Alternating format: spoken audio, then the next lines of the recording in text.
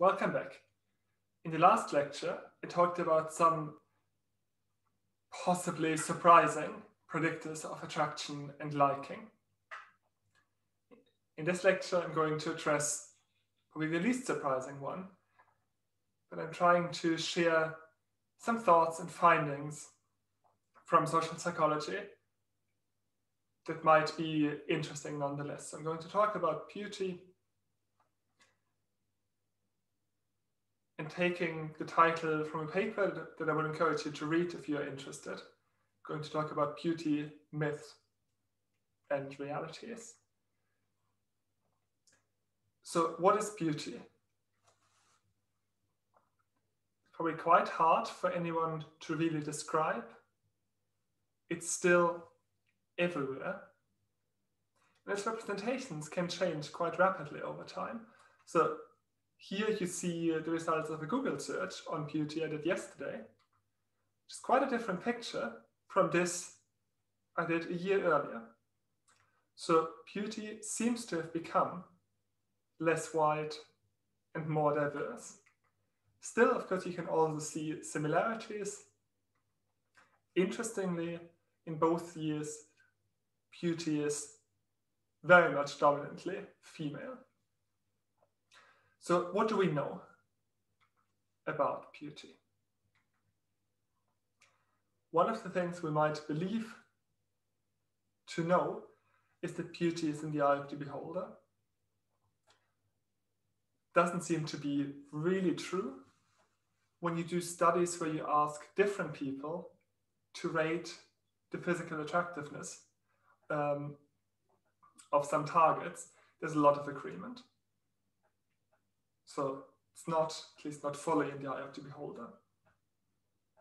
Then there's this idea that we shouldn't judge a book by its cover, that we shouldn't use physical appearance to infer anything about the content of the person.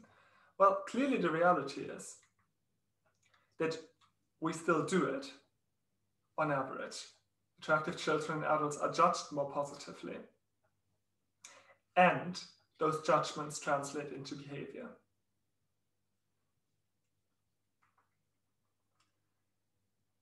And the reason why we might say don't judge a book by its cover is because the cover is only a cover. From page one, it doesn't matter anymore.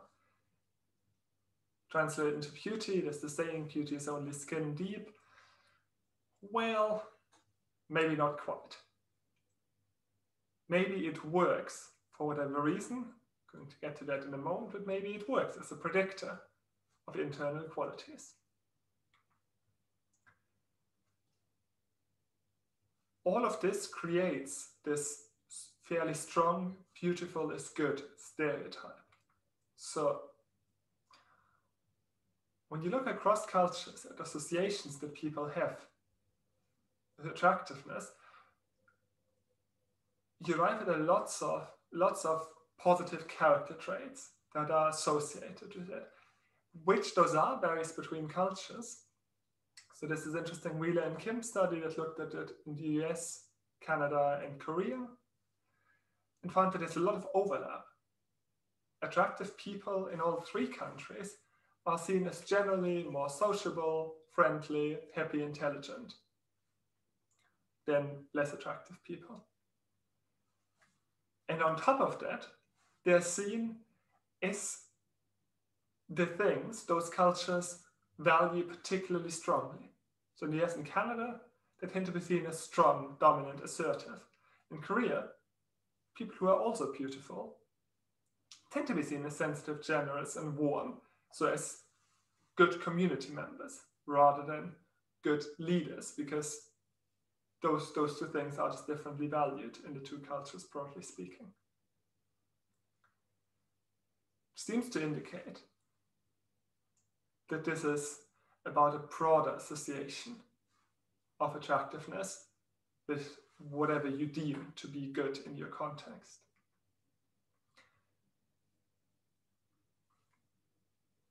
Langlois and her research colleagues review quite a bit of research that shows that attractive adults are actually better on some metrics. They have greater occupational success, but they also actually have greater social skills and slightly higher intelligence. Why would that be? I would suggest that the strongest contributor to that effect goes back to what I talked about at the very beginning of the course, goes back to the idea of self-fulfilling prophecies. So there is evidence that mothers already are more attentive to attractive babies than to less attractive babies. And then from there, all these implicit and explicit ideas that attractive people are somehow more promising becomes a self-fulfilling prophecy.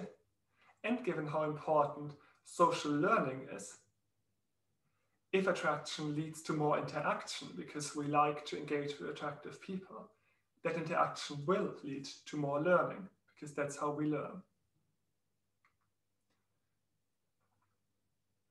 And those effects are not particularly strong unless you want to work in very specific careers where attraction is super important. It's not going to stand in your way that people might think that if you're not super attractive by whatever standards, people might think that you're slightly less intelligent. But I think they reveal something about how we judge people and how those judgments come to shape reality. There's quite a bit of research into cultural differences and similarities regarding what people find attractive. So clearly, specific standards differ a lot from culture to culture, especially when they are about style and accessories. So how tattoos are seen, for example, hugely varies between cultures. However, what's interesting is that some things appear to be fairly widespread, which especially evolutionary psychologists then see as evidence that there is something deeper about those factors than just fashion. So it seems to be this tendency that men seek youth and seek certain markers of fertility, even though there seem to be cultural differences then in what would show fertility. Women, conversely, have been shown to seek some more maturity and markers of affluence. And both like facial symmetry and averageness. So there are quite a lot of studies that use pictures that are just mirrored, where you take one half of the face, copy it over so that you have exactly symmetrical faces. On pure ratings of attractiveness, those faces are rated more highly than the original faces they came from.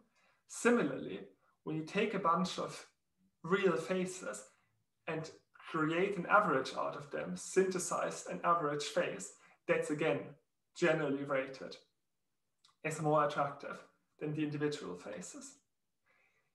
You dig more deeply into this research, you might arrive at some differences between attraction ratings and actually wanting to meet that person, because complete symmetry is less interesting, is less intriguing. But the attraction towards averages might indicate why we care, what the role of attraction is. It might just be a marker of basically community membership. Once people have a relationship with the targets they are meant to rate, because you also see that attraction becomes less universal. Rating photos many people agree as to who is attractive and who isn't. Rating real people then shows a strong bias in favor of those you know to be nice, in favor of those you already love. Even if they are not chosen, it's unsurprising that we find our romantic partners attractive, but also family members, for example, are then rated as more attractive. And experiences in life can shift what we look for when it comes to attraction, which then also serves to suggest that we somehow use those features to identify partners who are evolutionarily likely to satisfy certain needs. There's quite a bit of research into how experiences of violence shift how women perceive masculinity, for example. If you're interested in that, let me know and I can give you some readings. Why do people care? A couple of different theories here that show how differently social psychologists can approach such questions. So one would again be to just borrow from evolutionary biology and then evolutionary psychology and say, well, the things we find attractive, they signal health and fertility. We obviously care about being in a partnership with someone who is healthy and fertile because that's the only way to pass on our genetic material. That doesn't really explain why ideals change over time. And because of that, it runs the risk of naturalizing the status quo. So why do we like slim women on average rather than more heavy women? Probably not because it's a marker of health and fertility, since other cultures who also care about passing on their genes have different preferences regarding body types. So be careful with evolutionary explanations if the same explanation could also explain the opposite behavior or preference. Then there's this social exchange perspective. Someone is well-groomed, has just taken care of their appearance, signals that they have the resources to do so, and it signals a certain commitment to well-being. And those are certainly things that are attractive when it comes to starting a relationship, when it comes to engaging with someone. And then there's a perspective that comes from a more critical approach from some psychologists and also researchers in other disciplines who argue, well, actually a lot of what we deem attractive are signals of submission, are signals of people willing to conform to very specific and restrictive social roles. There are examples where that's very clear. The historic practice of foot binding, of binding women's feet so tightly that they couldn't grow and made it difficult to ever walk properly, was clearly a beauty ideal that ultimately enabled and supported oppression. However, you might be able to guess where this is going. There are arguments that I think are not entirely implausible, that certain fashion standards today actually communicate something very similar. If women are encouraged to wear footwear, that makes it pretty much impossible for them to move independently and confidently we might see at least an area where beauty standards, again, signal the willingness to submit to traditional roles. Not necessarily saying that that's the case, and I'm certainly not saying that it's the only reason why someone would engage in such a practice, but it might be an explanation for certain social practices.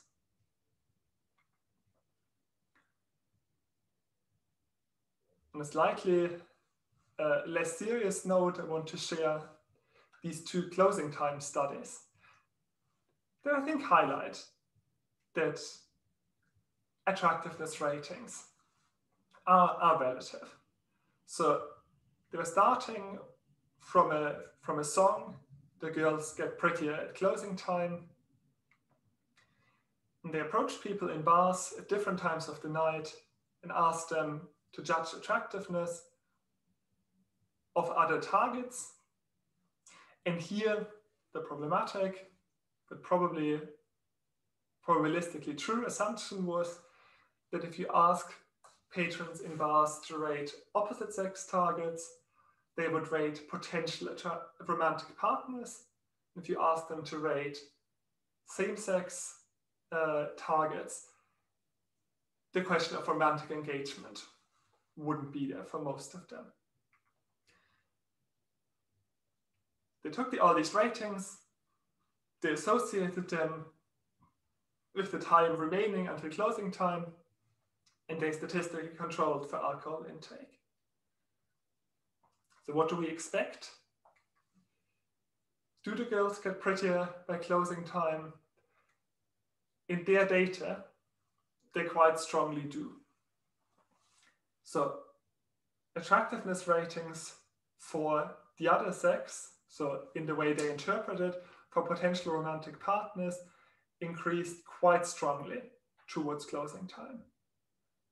While same-sex attractiveness, which they would argue reflects less motivated reasoning, remains stable. So scarcity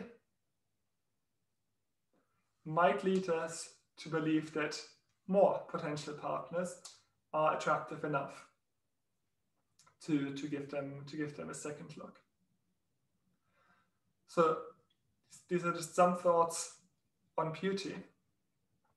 What I'd like you to take away are some of the more critical reflections as to where certain standards come from and what their role in society and in relationships is.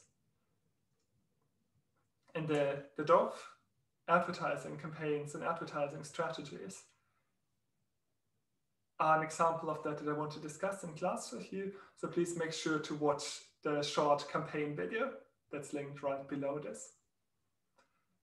After that, there's one final lecture in which I'm going to explore the next step after all the attraction and liking, which I'm actually going to talk about romantic relationships. So see you there.